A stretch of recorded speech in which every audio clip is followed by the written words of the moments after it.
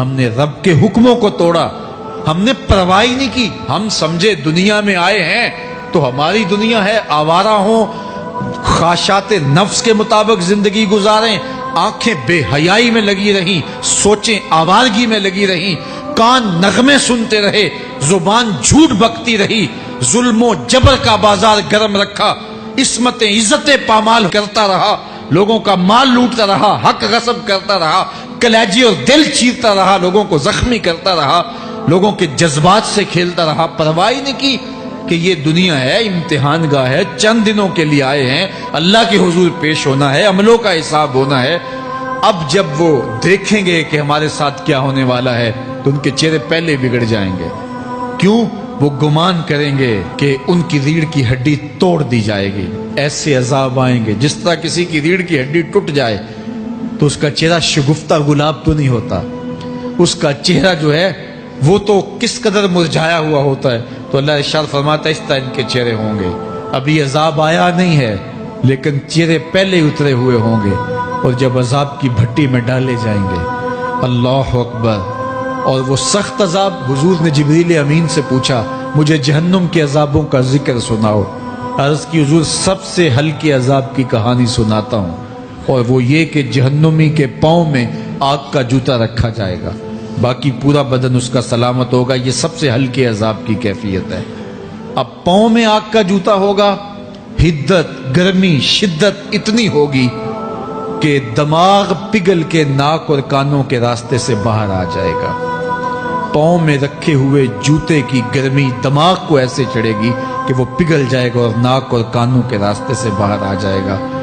تو اللہ کے عذاب کے خوف سے چہرے بگڑ جائیں گے، حالت سلامت نہیں رہے گی۔ یہ بات ذہن میں رکھیں کہ اللہ جس کو جہنم میں ڈالے گا اس کو اس صورت میں نہیں ڈالے گا، یہ محمدی صورت ہے، یہ شکل اس کی چھین لی جائے گی اور اس کی شکل بڑی کر دی جائے گی۔ اس کا ایک ایک دانت احد پہاڑ جتنا ہوگا۔ احد پہاڑ کا پھیلاؤ 15 کلومیٹر پہ ہے، 15 کلومیٹر کا ایک دانت، اور 32 دانت کتنے ہوں گے تو منہ کتنا بڑا ہوگا۔ اس کو اتنا بڑا اس لیے کیا جائے گا تاکہ وہ عذاب کی تکلیف زیادہ سہے۔ 70 گز موٹی کھال ہوگی، اور کھال جل جائے گی تو اللہ قرآن میں فرماتا ہے ہم نئی کھال دے دیں گے تاکہ عذاب کی تکلیف اس کو گوارا کرنی پڑے۔ پھر چیخے گا، چلائے گا، ہائے مجھے پانی دو، پانی دو، پیاس کی شدت ہے۔ 70 سال تک تو اس کی کوئی آواز ہی نہیں سنے گا۔ 70 سال کے بعد داروغہ جہنم چیخ کر کہے گا کیا مانگتا ہے؟ وہ بولے گا مجھے پانی چاہیے۔ کہا جائے گا تو بے بھی ملتا ہے پانی۔ پھر داروغہ جہنم اسے پانی دے گا، کوکا کولا کی بوتل دے گا یا پیپسی تھما دے گا یا منرل واٹر کی بوتل دے گا؟ نہیں، قرآن بتاتا ہے اسے مائے حمیم دیا جائے گا، کھولتا ہوا پانی، اور وہ اتنا گرم ہوگا جب پینے کے لیے چہرے کے قریب کرے گا اس سے اٹھتی ہوئی بھاپ کی وجہ سے چہرے کی کھال ادڑ کے اس کے اندر گر پڑے گی، لیکن اس کے باوجود اس کو پینا پڑے گا۔ اللہ فرماتا ہے یہ دنیا ہی سب کچھ نہیں ہے، سمجھ لیا یہی سب کچھ ہے، آخرت کو بھول گئے، صبح اٹھے کام پہ چلے گئے، شام آئے آوارگی میں چلے گئے، صدائیں آتی رہی حی علی الصلاۃ حی علی الفلاح، کوئی پرواہ نہیں کی، نہ پیشانیوں نے سجدے کیے، نہ سوچوں میں پاکیزگی آئی، زندگی یوں گزار کے چلے گئے۔ ایسے نہیں، کہا ایک وہ ہوں گے جن کے چہرے شگفتہ گلاب ہوں گے، ایک وہ ہوں گے جن کے چہرے بگڑے ہوئے ہوں گے۔ اللہ اکبر، کلا اذا بلغت التراقی، یہ تو قیامت کا منظر ہے نا، قیامت سے قبل بھی ایک منظر ہے، اللہ اس منظر کو بھی بیان کر رہا ہے، کلا اذا بلغت التراقی، ہاں جب جان گلے کو پہنچ جائے گی۔ اے انسان تیرے اوپر وہ گھڑی بھی آنے والی ہے، وہ وقت بھی آنے والا ہے جب سانس اس ہنسلی میں اٹک جائے گا، جب سینے سے بھی سانس اوپر چلی گئی، اب ڈاکٹر بھی لا علاج قرار دے رہے ہیں کہ اب علاج نہیں رہا ہے، جان بس اب نکلنا چاہ رہی ہے، اور کہا جائے گا کوئی جھاڑ پھونک والا بلاؤ۔ اب ڈاکٹروں نے تو جواب دے دیا، اب سانس اٹک گئی گلے میں، چند لمحوں کی مہمان ہے، اب ڈاکٹروں نے کہا اب ہماری جانب سے لا علاج ہو گیا، اب لے جاؤ اس کو گھر، یا وینٹیلیٹر پہ ڈال دیتے ہیں اس کو، بس اب ہماری جانب سے کوئی اس کا علاج نہیں ہے.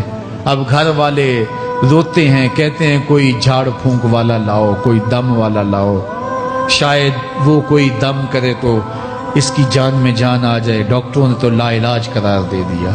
وَظَنَّ عَنَّهُ الْفِرَاقُ. اللہ فرماتا ہے یہ تو جھاڑ پھونک والے کو ڈھونڈ رہے ہیں, لیکن جس کی سانس یہاں اٹکی ہے وہ سمجھ گیا ہے اب موت آ گئی ہے.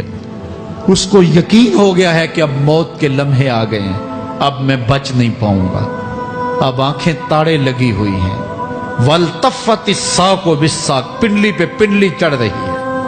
جب موت آ جاتی ہے تو پھر پنڈلی سے پنڈلی لپٹ جاتی ہے, اس کو پھر جدا کرتے ہیں اور جدا کر کے دونوں انگوٹھے باندھ دیتے ہیں تاکہ پنڈلی کے اوپر پنڈلی نہ چڑھے.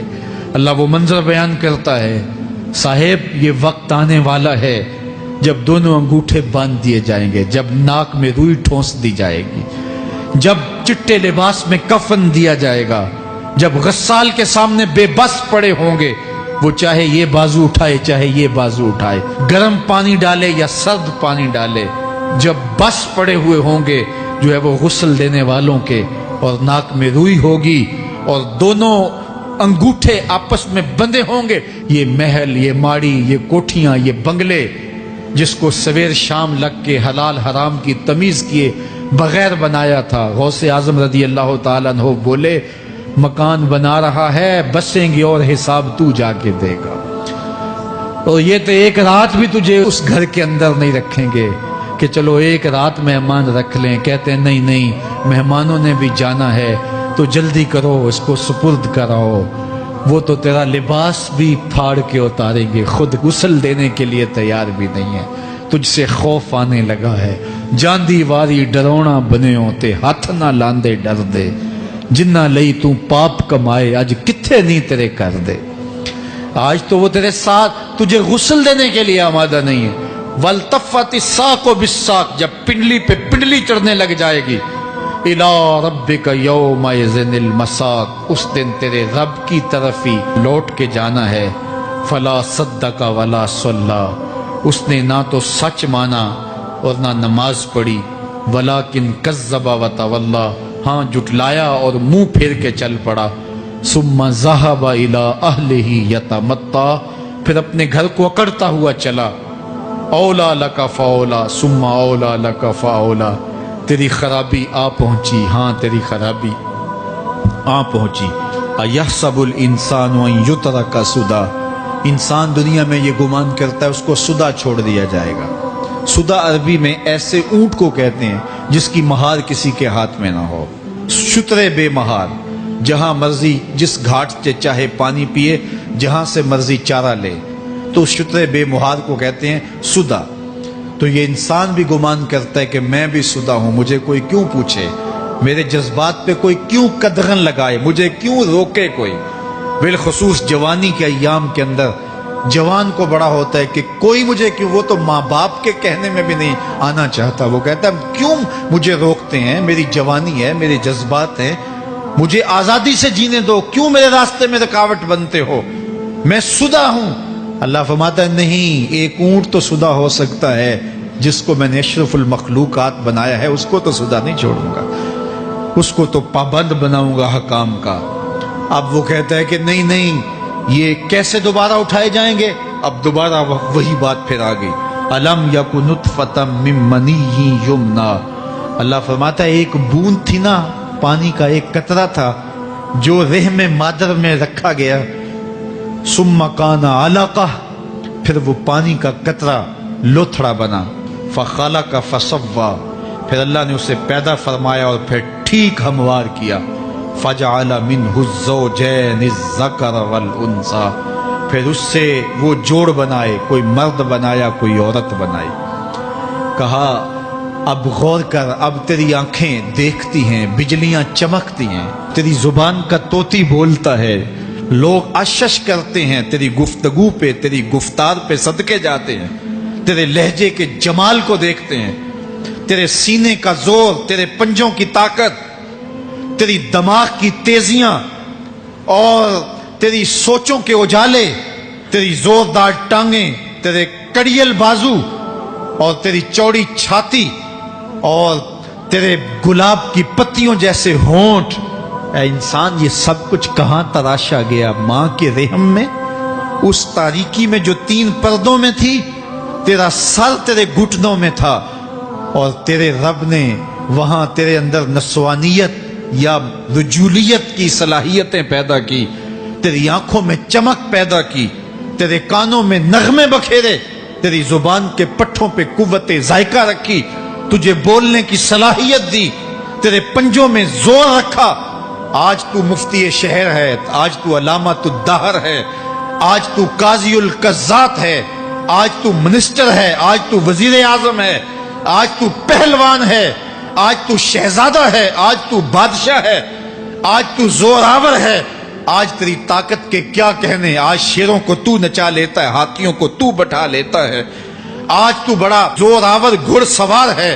آج تیری طاقت کے کیا کہنے؟ تو کشتی کرتا ہے، زمانہ دیکھنے آتا ہے۔ آج تیری طاقت کے شوہرے ہیں، تیری عظمت کے تنتنے ہیں، لیکن انسان تو ایک ناپاک قطرہ تھا اور رحم مادر میں تھا۔ تیرے اندر یہ رنگ کس نے بھرے؟ تیرے کانوں میں نغمے کس نے رکھے؟ تجھے دماغ کی قوتیں کس نے دی؟ زبان کو بولنا کس نے سکھایا؟ آنکھوں میں توانائیاں کس نے رکھی؟ تیری زبان کا طوطی بولتا ہے، یہ سلیقے کس نے دیے؟ پھر اللہ فرمایا، کتنا زوردار بیان ہے، الیس ذالک بقادر علی ان یحیی الموتى، جو ماں کے پیٹ میں ایک نطفے کو ایک خوبصورت انسان بنا سکتا ہے، ہڈیوں کو جوڑ کے دوبارہ انسان نہیں بنا سکتا؟ کیا وہ دوبارہ تجھے کھڑا نہیں کر سکتا اپنے سامنے پیش ہونے کے لیے، جس کے حکموں کو تو نے توڑا ہے، جس کے فرامین کا تو نے مذاق اڑایا ہے؟ کیا وہ اتنا ہی بے بس ہے کہ اپنے حضور تجھے جو ہے وہ کھڑا ہی نہیں کر سکتا ہے؟ جس رب نے تجھے ماں کے شکم میں شکل دی، حضرت شیخ فرید الدین عطار بولتے ہیں، سانے کستی سلاتی می شود، ایسا کاریگر ہے مٹی سے بادشاہ بنا ڈالتا ہے۔ اس نے مٹی سے دارا و سکندر بنائے، اس نے مٹی سے جو ہے وہ رستم و سہراب بنائے، اس نے مٹی سے کیا کیا بنا دیا جو مٹی سے بادشاہ بنا سکتا ہے، جو نطفہ رحم مادر سے جو ہے وہ شکل اور صورت اور رنگ اور جمال بنا دیتا ہے۔ تیری صورت نکھرتی ہے، تیرے ہونٹ گلابی ہیں اور تیری نرگسی آنکھیں ہیں، تیرے ریشمی بال ہیں اور تیری خوبصورت رنگت ہے، تو چال چلتا ہے تو لگتا ہے قیامت چل رہی ہے، تیرا قد رانا جو ہے وہ صنوبر کو شرماتا ہے، تیری گفتار کے تنتنے ہیں۔ جس نے اتنی خوبصورت شکل ماں کے رحم میں بنائی، کیا وہ ہڈیوں کو جوڑ کے دوبارہ انسان نہیں بنا سکتا؟ وہ دوبارہ انسان بنائے گا اور پھر تجھے اپنے حضور کھڑا کرے گا۔ اور ایک حدیث میں آتا ہے، اللہ بندے کو اپنے حضور کھڑا کرنے کے بعد اپنے سامنے سے ہٹنے نہیں دے گا جب تک 5 سوال نہیں پوچھ لے گا۔ ان عمر ہی فیما افنا ہو، اس کی عمر کے بارے میں پوچھے گا، کہاں ضائع کی؟ میں نے تجھے زندگی دی، 60 سال 70 سال 40 سال 50 سال، اس زندگی کو کہاں گزار کے آیا ہے؟ ان شباب ہی فیما ابلا ہو، اس کی جوانی کے بارے میں پوچھا جائے گا، جوانی کہاں گزار کے آیا ہے؟ مجنوں تو نہیں بنا رہا، خواہشات کا اسیر تو نہیں ہو گیا، دیوانوں کی طرح زندگی تو نہیں گزار کے آ گیا؟ تیری جوانی کسی چوک میں تو نہیں گزری، تیری جوانی آوارگی میں تو نہیں گزری، ساری رات سوشل میڈیا کے اوپر گندگی اور غلاظتیں تو نہیں دیکھتا رہا؟ تیری زندگی گزری کہاں ہے؟ تیری جوانی گزری کہاں ہے؟ اگر کوئی جواب نہ ہوا تو پھر کیا جواب دے گا؟ اور وہ کتنا خوش نصیب ہوگا جو کہے گا، مالک میری جوانی سجدوں میں گزری، میری جوانی قیام میں گزری، میری جوانی رکوع میں گزری۔ میرے حضور فرماتے ہیں، سبعۃ یظلھم اللہ فی ظلہ یوم لا ظل الا ظلہ، 7 اشخاص ایسے ہیں قیامت کے دن جب کوئی سایہ نہیں ہوگا، اللہ ان 7 کو اپنے عرش کا سایہ دے گا۔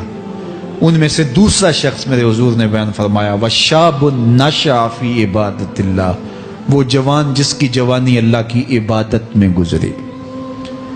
جوانوں، اپنی زندگی کو مالک کی دہلیز پہ لے آؤ۔ جوانی وہی ہے جو مالک کی چوکھٹ پہ گزرے۔ اپنے دل کا تعلق جوڑو، عشق کرنا ہے تو پھر آمنہ کے لال سے کرو۔ محبت کا رشتہ ان سے جوڑو، تعلق کا ربط ان سے قائم کرو، جوانی کو دین کی راہ پہ ڈالو۔ اللہ اکبر۔ سنو میرے حضور کا فرمان، انا حبیب اللہ، میں اللہ کا حبیب ہوں۔